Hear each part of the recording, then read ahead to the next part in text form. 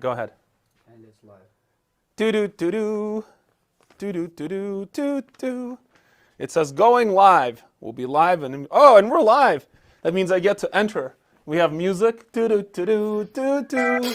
All right, you can hit the applause button so that the audience claps. Revo, I want to see some clapping. Are we live? Are we live? And thank you. And also, as we're live, is the sound synchronized or is it like way behind? It is way behind. Excellent. So you guys are going to see my body and my voice being out of sync, which should get you to focus and pay more attention. This is not a technical issue. This is clearly intentional competence. Okay, this will be awesome. I'm really excited to do this. We're going to have a little lecture today on how to win at capitalism. And I would postulate that you would want to win at capitalism because winning at capitalism has excellent side effects like Ferraris and Lamborghinis and other good side effects. Losing at capitalism sounds like a bad thing. So I'm going to talk to you guys today about a concept called the value money of time. So we know about the time value of money. I actually made a couple charts here. We know that as time passes, the nominal value of your dollars decreases, right? If you have $100 today, it's not the same as having $100 in 1926. Back then, $100 was a lot more value for the money, right? So money loses value over time because of inflation, which is caused by Revo in our company, I assume. Well, inflation is bad, so you don't want to hold on to too much cash. We know about the time value of money. But one thing that we don't learn in university, and I wish we did, because we're really teaching the opposite now, is we don't learn about the value money of time. And the value money of time, I'll explain it really simply. It's like this. If you're smart and you make good decisions, we're going to talk about that. If you're smart and you make good decisions, over time, your value for your time goes up. I.e., however much money you would earn in X amount of time when you're 20, for that same amount of time, you should earn way more when you're 50. So you should earn way more money when you're 50 for, let's say, an hour of your time than you were when you're 20. And it has nothing to do with age, by the way. Because if you think it has to do with age or seniority, you are going to be replaced by a robot. We'll talk about that. But we're going to talk about the value money of time. So as you get older, you should get you should get harder to replace. The value money of time basically says that as you get older, you should get harder to replace. And I'm going to posit with some evidence here that your value to an organization and your value to, let's say, economic value to society is not so much connected to how old you are. It is connected to exactly how hard you are to replace. Your value equals how hard you are to replace. And so as you get older, you should get harder to replace. Now, so far, this is all very conceptual. I'll give you real-life examples. But just remember that thesis, that as you get older, you should get much harder to replace. And as we get into real-life examples, some people will be triggered because they're going to realize they've been making bad choices. Yes, even people in our company listening to this call are going to be like, oh my God, I need to recalibrate how I make choices so that I'm harder to replace. And I'll explain that, okay? Let me tell you guys a little anecdote. This was a story. I was interviewing a young lady from a university in the States. This was about a year ago. And so she comes to my interview and I ask her a question. I say, if you take a sales position in our company, should you be paid the same as all the other salespeople in our company? So the question was, should you get paid the same as all the other salespeople in our company? And I'm just testing to see how she thinks. I'm testing to see if she thinks in terms of results or if she thinks in terms of time. So should you get paid, guys, the same as every other salesperson in the company? And this brand new prospect interviewing for our company, she said, I think all salespeople in the company should be paid the same. And I said, why do you feel that way? She goes, well, because you're all doing the same job, it would be unequitable. I think she used the word unequitable or unjust if people doing the same job are being paid differently. That sounds a lot like discrimination. That's what she said. If people doing the same job are paid differently, that sounds a lot like discrimination. So on the time to results scale, she was right here. So she puts her outcomes and her pay based on time input, not the results produced. And we're going to move up the scale as the call goes on. So she goes, everybody should be paid the same, otherwise there's discrimination. And I thought about it for a second. Obviously, at this point, I know she's not getting hired 100% because it's not complicit with the values of our company. As a company, we are results. We pay for results as salespeople should be paid. I'll explain that more. But I said to this young lady, I said, I want to give you an offer. Tell me if you think it's a good offer. Okay? I said, very recently, I acquired some tickets, front row seats, to a Beyonce concert. And I don't know, I kind of just pulled this one out of my pocket, and she goes, oh my God, I'm actually like a very big Beyonce fan. So it's like, okay, bingo, we have a live one here. She's a big Beyonce fan. I said, okay. I said, I got front row tickets to a Beyonce concert. I can't go. It's in your hometown. I don't want to give them away, but I'll tell you what, I'll give you 2 front row seat tickets to a Beyonce concert for $50.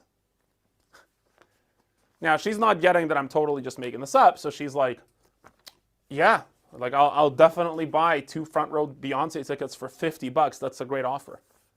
I said, okay. Well, I have some good news and some bad news.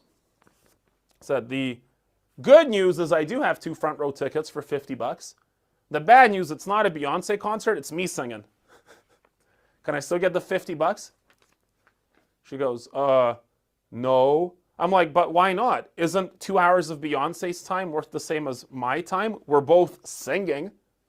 Like, we're both doing the same job. Isn't it discriminatory against me to not pay me what Beyonce makes for the exact same length of concert?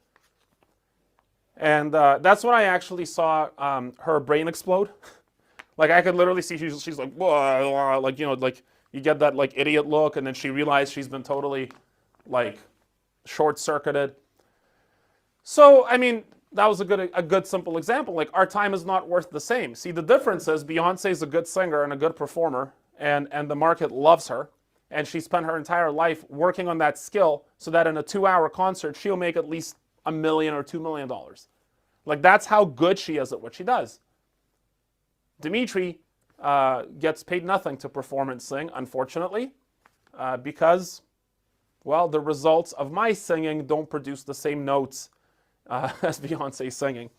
So that was a real hiring anecdote there. So the question then we would ask is, what is your time actually worth?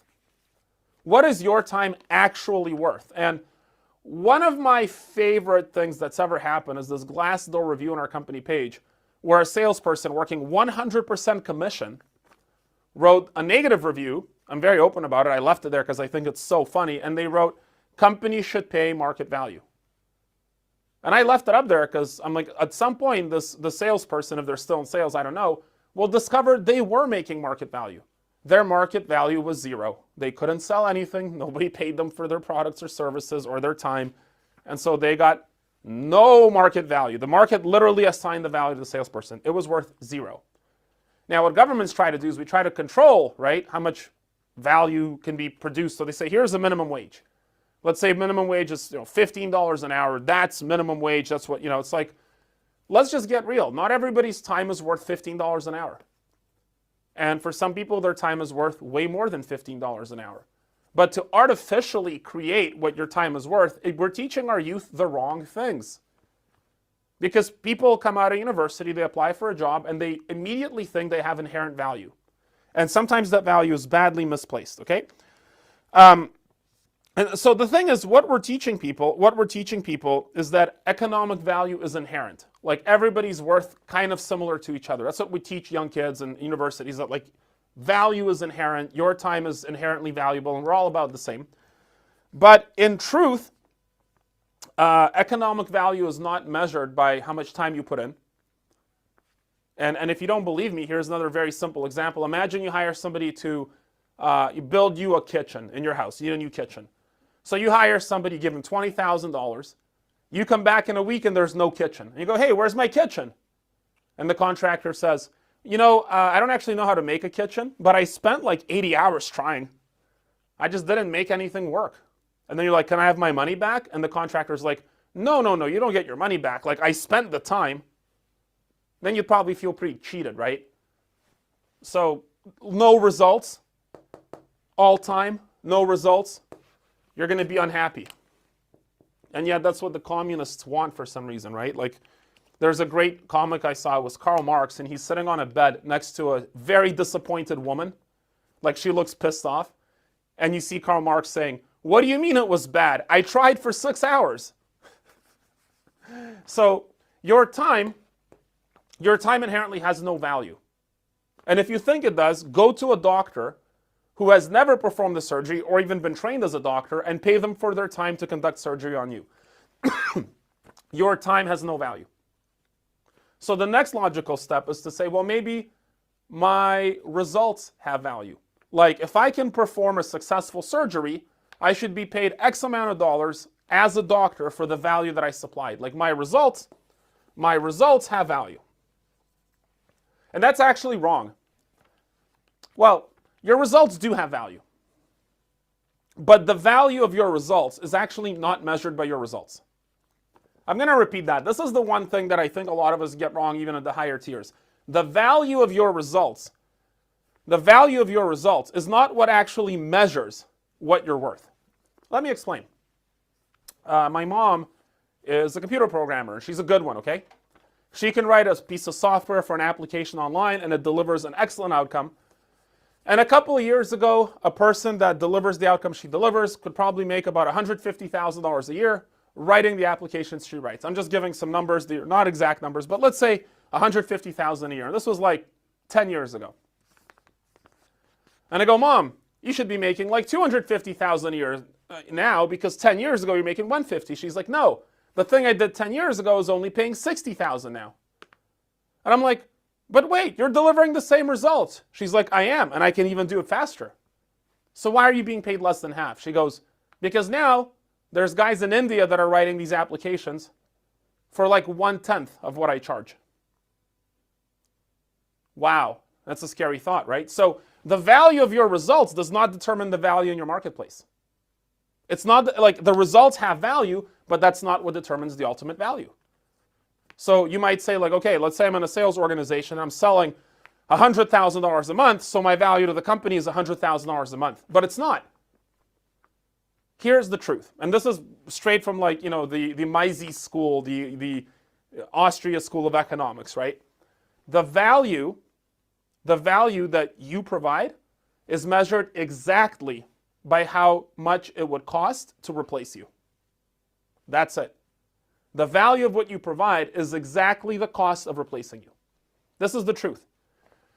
If we have a country where everyone's a doctor and is able to get similar results, and everyone's a doctor, then everyone will be paid very, very low, because the doctors are very easily replaceable. There's a great South Park episode. Actually, it was the Pandaverse that just came out, if you guys saw it. And in the Pandaverse, there's all these lawyers and accountants and all these bankers, and they're trying to get somebody to, like, fix their dishwasher.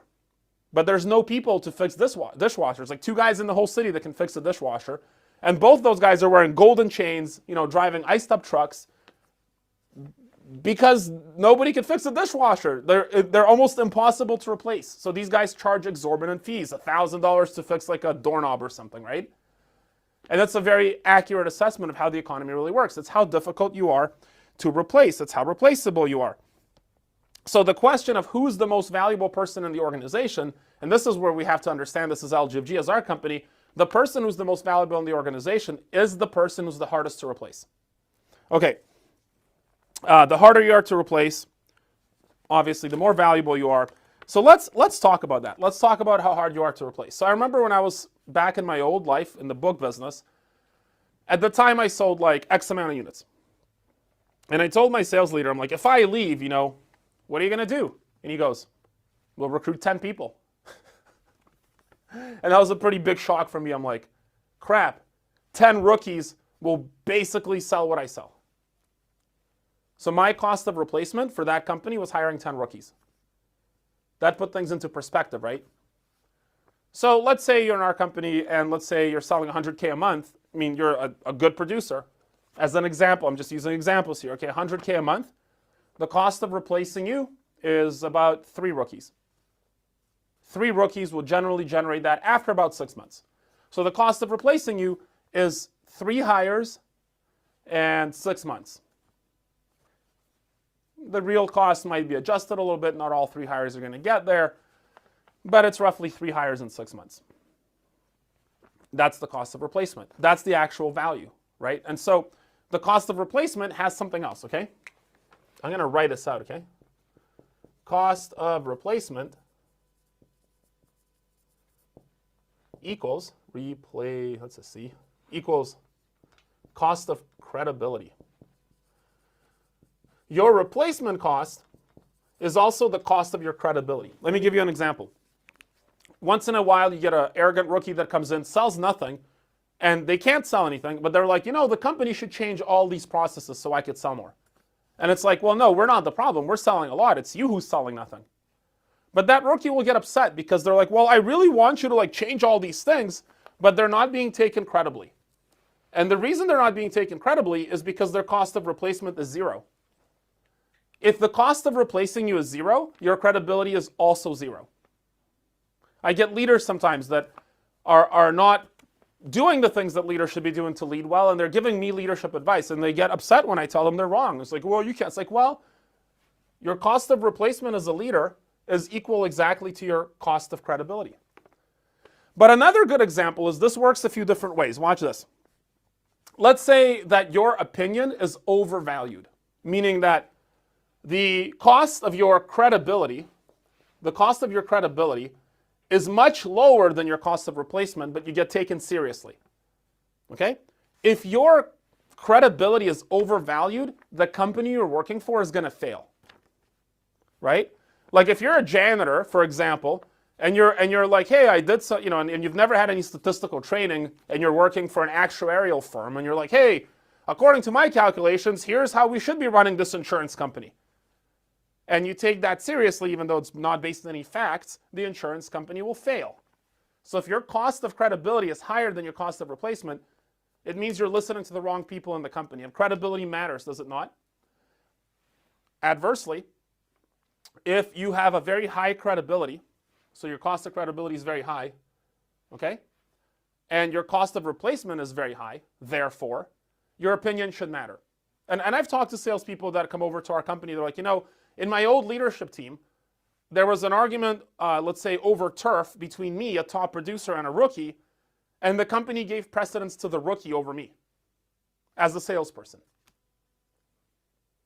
And barring any other variables, and it didn't seem like there were any other variables, the company should have listened to the experienced salesperson and told the rookie to F off, and the company didn't do that. They undermined somebody's credibility. They undervalued their credibility, and what they ended up with is having to replace a person, and this happens a lot. They had to replace a person who's got a lot of cost of replacement.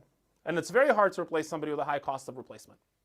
So credibility and cost of replacement are the same. So if you're not being treated like you have credibility, ask yourself what the cost of replacing you is. I'll give you guys one more example. This has happened 3 times in my company. I can't believe this has happened, but it has happened. And I've talked to other leaders of other companies, and this has happened to them, and I thought it was insane. We hire a salesperson, right?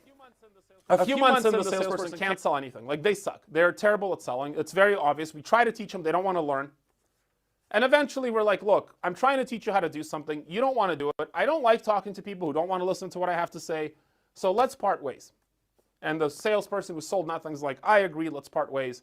But before they leave, they say this, and this happened 3 times to me. It's crazy. They go, listen, I know I didn't make it as a salesperson. Like, it wasn't for me.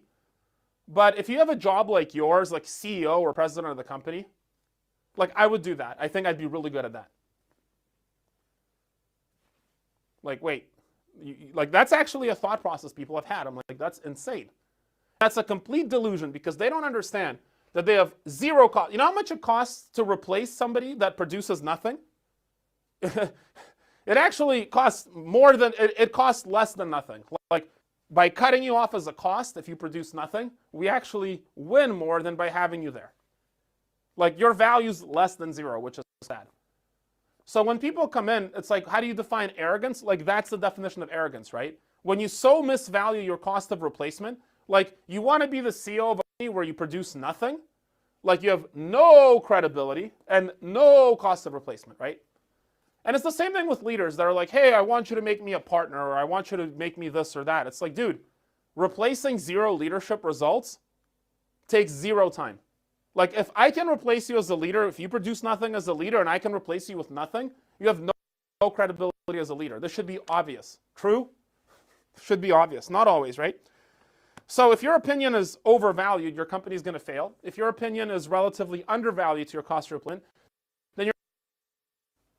But what I have found is that people who overvalue their credibility, they don't want to understand their cost of replacement. What happens is, and they keep failing, right? They're like, well, I'll just go and do something else. Okay, but they still have no credibility. And so their cost of replacement is zero somewhere else. And so watch out for cost of credibility, because that'll tell you the cost of replacement, and vice versa. So, we've gotten to bad leadership in the president examples. By the way, I do want to point something out here. Who underperform. You see this a lot in government, right? People who underperform will try to cover their lack of results with an abundance of virtue. They will try to cover their lack of results with an abundance of virtue. Like what they'll do, for example, as a salesperson, is they'll virtue to leadership how hard they're working. And they'll text them like, look at all this work I'm doing. Look at, like they're just virtue signaling work. But then month after month, there's no results. And that's how you know that you have a communist on your team. Is when they're virtue signaling work, but isn't that like communism in its purest form, right? Virtue signaling with no positive outcomes. Like, look how much food we have. Yeah, we have so much food. There's no food. You just lie to each other all the time, right? And so that's how you get a bad company, is that people are virtue signaling and lying to each other all the time, but nothing gets produced, okay?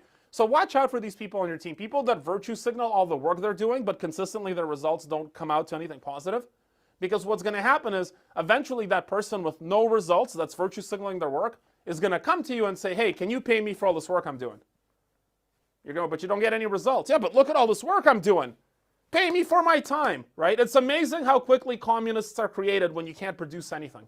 Pay me for my no results. Like, well, you said you were going to build me a kitchen, and you didn't build me a kitchen. Yeah, but I kept telling you how hard I'm trying.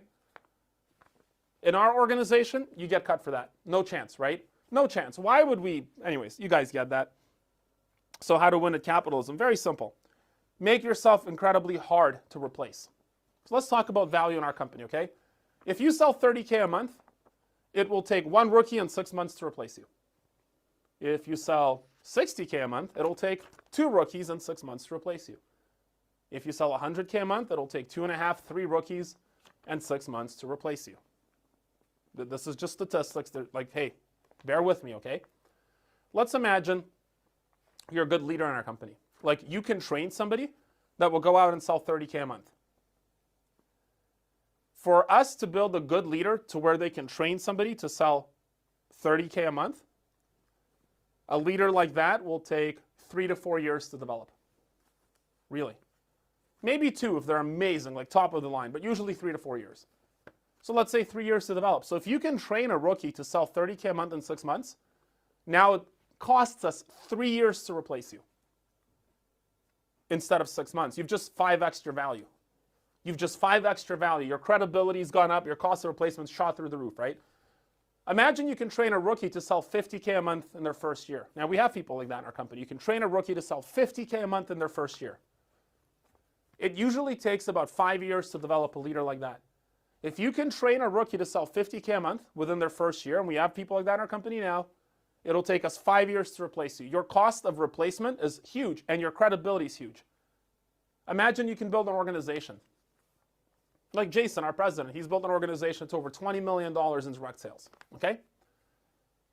It'll take a minimum of 10 years and probably more, because you need a superstar person to achieve that level of leadership, right? And repeat it. It would take more than 10 years to replace you. So people are like, why does the president make all this money and I, who sell nothing, make so little money? It's like, because I can replace your nothing today. But to replace somebody at the level where they're producing at that level, that's almost impossible. Like, good luck finding somebody like that in 10 years. It's not only developing that person, it's finding that person. That person has to want to, like, you're going to go through a lot of people before you find that person. So your value is your cost of replacement. So how do you increase your cost of replacement? And what happens when you increase your cost of replacement? What happens? Pretty straightforward, right? So in your first year, your time is not worth a lot. In the second year, the same value of time is still maybe not worth as much. But look over here. Same amount of time, huge pay difference.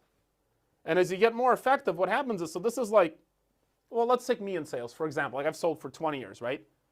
1 hour of my time in sales, 1 hour, like if I do the calculation, so let's say my best day, 26 appointments, but let's say 20 qualified appointments, something like that. 20 qualified appointments over, let's say, 7 hours of calling, so about 2.5 appointments an hour. 2.5 appointments for me is about $7,000 revenue. So 1 hour of my time is $7,000 revenue today. 1 hour of my time. That's the minimum amount I'll take for my time, $7,000. In my first year of sales, 1 hour of my time was probably worth like $1.50. It was probably less than minimum wage. No, but this is really important, right? Because this is hard to replace. This is hard to replace. So how do you make yourself hard to replace? Let's go over that. Number one, oh, and by the way, this is a good quote by, I think it was Mark Twain. He said that in theory, practice and theory are the same. But in practice, not quite. Right? So one way to improve the value money of your time is get better at the thing you're doing where you can produce the same results in less time. For example, it might take a rookie today an entire year to sell $200,000 in revenue. It might take a rookie today a whole year to achieve that and get paid for that over a year. A top salesperson in our company will do that in 1 month. They'll achieve $200K in 1 month. Same amount of time spent, 12 times the revenue, 12 times the pay. Much harder to replace that person. So improve your outcomes. That's number one, improve your outcomes. Now, if you really want to, like, I'm not talking about 12x your income, I'm talking about 100x your income, okay? 100x your income is a very Hormozy principle, right? If you want 100x your income, then you have to learn to lead people. Let me explain. I can sell 30K a month, I can sell 60K a month, I can sell 100K a month, I can sell 200K a month, whatever, okay? But if I can recruit 5 people, and they sell 200K a month, every month, and if I can lead those people to achieve that, then that means I can do it again.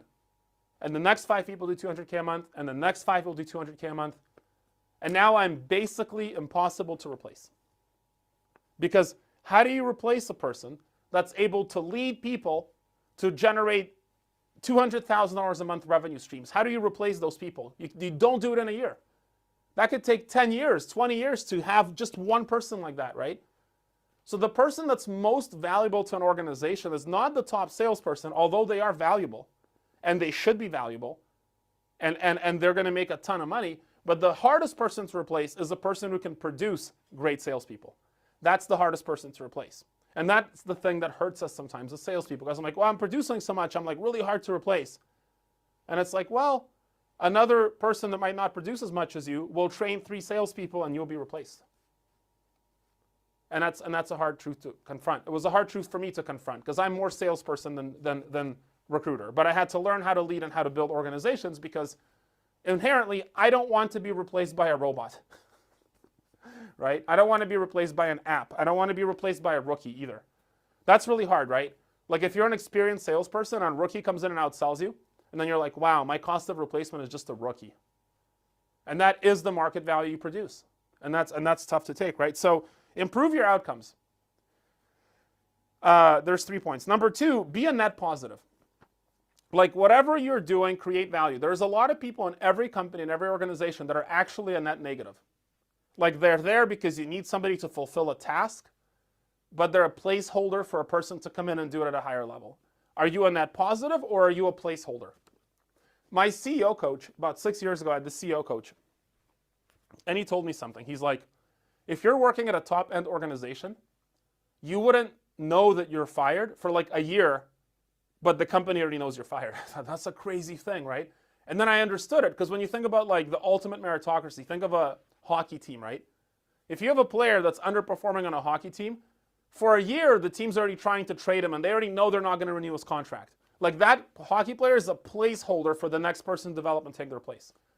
So are you a net positive or are you a placeholder? Look, I have to ask myself this question as a CEO all the time, right?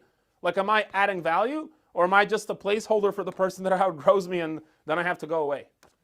So, like, I want to add value. I don't want to be easily replaceable. I do not want to be easily replaceable. And it's like, so how do you accelerate that process to not be easily replaceable? And here's the last point, right? If you want to increase your value money or if you want to increase your value money of time, you can steal time from others. Like, there are a lot of mistakes that I've made as a salesperson, as a leader, that I wish I didn't make. But because I made those mistakes, I was able to reflect on them, iterate to better outcomes, understand the principle of the failure, and then share it with others. And there was also people ahead of me that were way better at the thing that I was trying to be good at, and I stole their time. I learned from them what their mistakes were so I don't repeat the same mistakes. But are you smart enough to actually listen? Are you smart enough to actually implement the things? Or are you being taught things when you have no credibility, right? And your cost of replacement is 0, and you're like, you know what? I'm being taught by somebody that's got a very high credibility and a high cost of replacement, but I'm just going to do my own thing with no credibility. Are you being that guy or girl? And if you want a guaranteed way to fail, try to do things your way when you're the least credible person in the conversation, right? And this happens sometimes. Like, I'll be training a salesperson with no sales experience, they know nothing about sales, and they're like, well, I don't like this method. I don't think it works. I'm like, I don't care what you think. You don't know anything. Like, you've got 0 credibility. It cost me nothing to replace you. Why would I even listen to your stupid words? I could be president of the company. So guys, take a minute right now. Ask yourselves, right? Ask yourselves, what's your credibility? What's your true credibility? I'm not talking about the 1 month you had that was a good month in sales. What's your true credibility, right? Like, I got leaders like, what would you do if I wasn't around? It's like, what would I do to replace your 30K of revenue? I would hire 1 rookie and wait for 6 months. That's what I would do. I'm doing it right now. Every day you're being replaced, right? What's your credibility? What's your cost of replacement? This is a real question we should be asking all the time. What's your cost of replacement? And the second question I would ask is, what can you do today to vastly increase your cost of replacement? What can you do today to vastly increase your cost of replacement, right? And if your cost of replacement is astronomically high, you have all the negotiating power. Like, you come to me, you're like, hey man, I want this, this, and that. And I'm like, compute, 10 years to replace you. I'm like, okay, I guess I just have to give you what you want, because like, I will not be able to replace you. Like, that's just how it is. But the problem is, people that come with those demands quite often are completely delusional about their cost of replacement. Yeah, but I do 40K a month in revenue. Congratulations, so does a rookie. And that actually puts onus on us as leaders to continue growing and becoming more valuable to our organization. Because the more you see this sometimes too, right?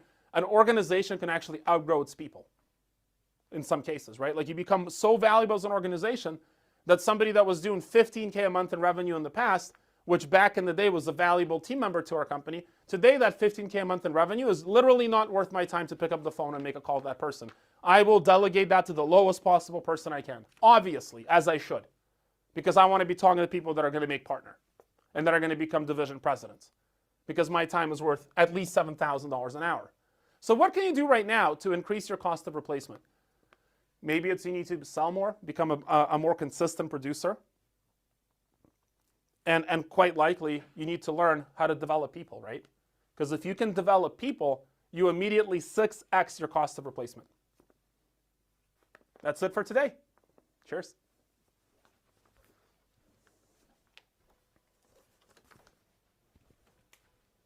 How long was that? About 4